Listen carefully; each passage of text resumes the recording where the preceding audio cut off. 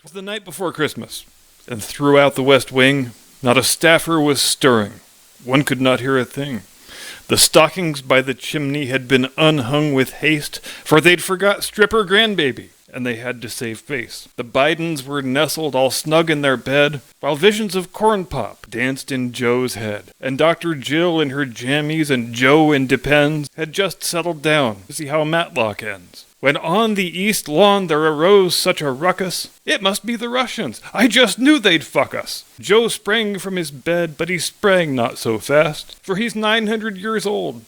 Not much longer he'll last. The moon, it shone brightly on the fresh fallen snow, but Joe was too blind to see objects below, when what to his failing old eyes did appear but Anthony Fauci on a sleigh with reindeer. And that little old driver, so old and so bony, Joe knew in a moment it must be St. Tony. Like a transgender swimmer, his coursers they came, and he harangued and shouted and called them by name. Now Lemon, now Koopa, now Velshi and Todd, on Stelta and Maddow, obey me like God, to the top of the house, to the top of the residence, abide by the mandates, I don't need no evidence. And as the unvaxxed out of venues were thrown, they hit the ground hard with a sickening groan. To the top of the White House the coursers they flew, with a sleigh full of masks, and St. Anthony too. And then in a twinkling, up on top of the structure,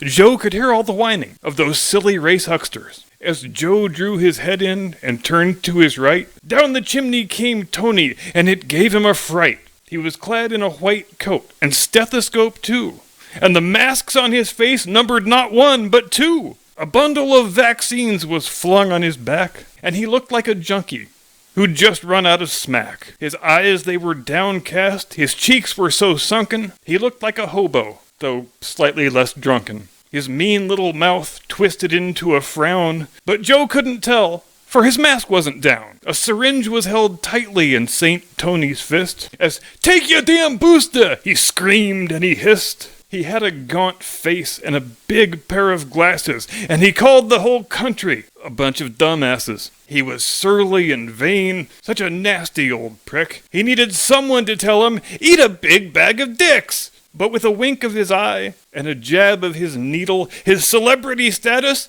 it surpassed the Beatles. He spoke not a word, but went straight to his task, and he jabbed all the Bidens in the arm or the ass. And when he had finished, he flew back to the roof, saying, "You guys are all good now. You won't get the coof." He sprung to his sleigh, and he said to his team, "Let's get going now. Let's pick up the steam. We've got more arms to jab in homes and in schools, so I'll see you next Christmas, you gullible fools!"